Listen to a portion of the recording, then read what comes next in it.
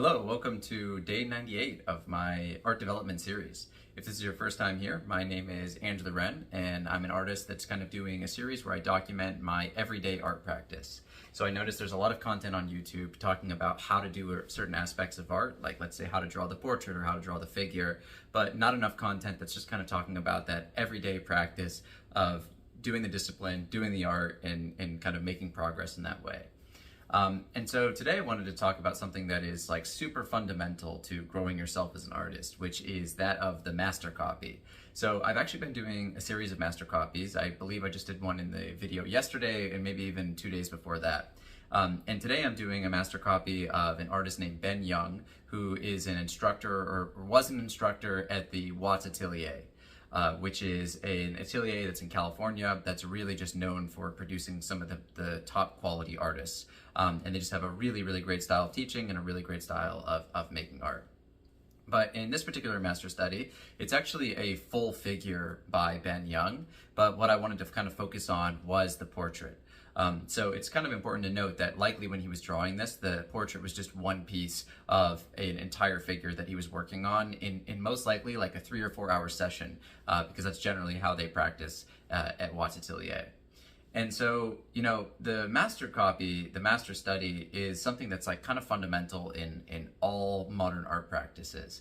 And it can be so helpful in growing yourself as an artist if used correctly.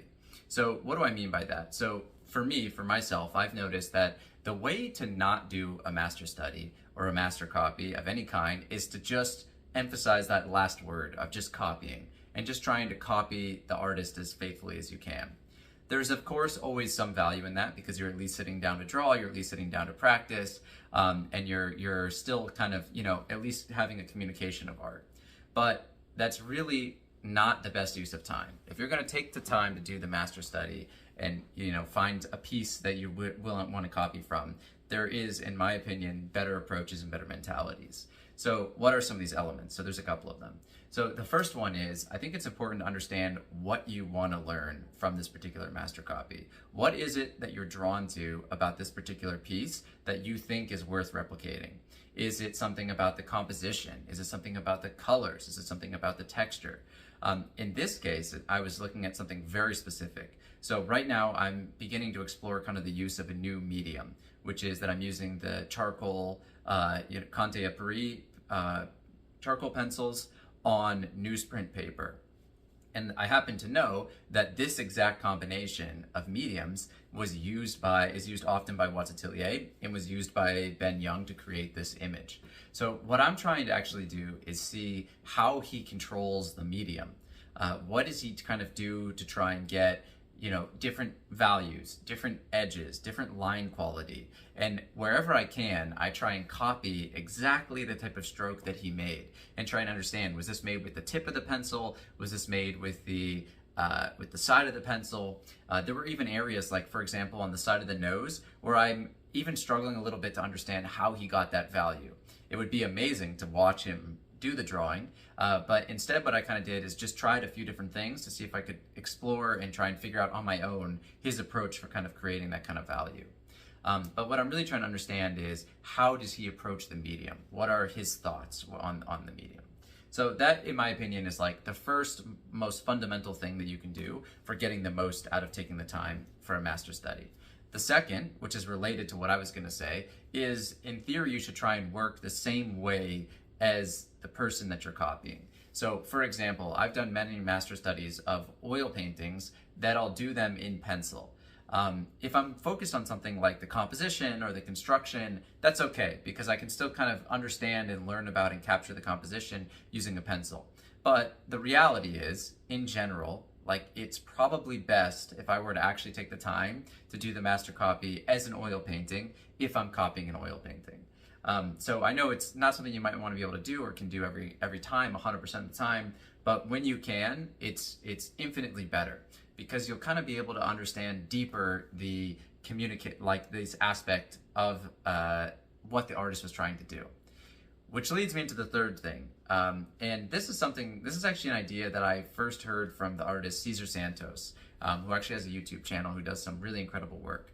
But I heard him talking about a master study that he did, and he has this very romantic description and very romantic view of art. And one of the things that he said is he tries to create as if it's a dialogue between him and the artist, as if he's talking to the artist through the painting. So, for example, asking himself all the time questions like, why did you do this? And then kind of, maybe it's like, why is this line type here? And then you put the line there, and then you can see, okay, I understand. It's because it made this section look a little better, or like there's a little more structure that's shown by this indication. And then kind of like, if you can't understand, so this edge they kind of blurred and they lost, and okay, so you didn't think this was important. Like, this is the conversation that we'd be having. Or I noticed that this is very emphasized, so this is like the focal point. So this is something that you really wanted to emphasize about this drawing. And to kind of try and create that dialogue if you can, not just to copy what they did, but try and open up into maybe like why they did it, how they think about doing it. If it wasn't done that way, what would it look like? And really just try and get this like really much deeper understanding of the decisions that are being made.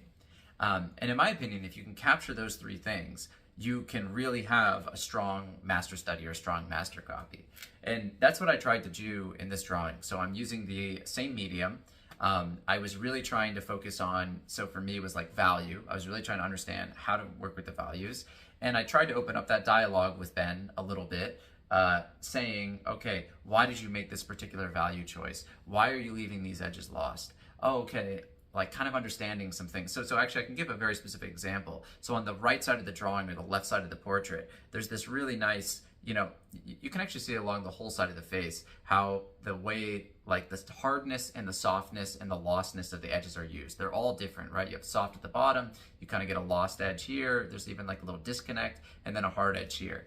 And I was trying to understand why that is, and I realized that that strong line actually does a lot for the construction of the face. And that kind of lost, faded edge helps a little bit with the pose, because it's not a perfectly vertical portrait. There's a little bit of this lost kind of, romantic looking over with like a subtle head tilt that is in the portrait that was kind of trying to be captured there. And all those elements help with that and kind of convey that along. And I don't know if I would have noticed that had I not begun to open up that dialogue with Ben Young and his artwork there.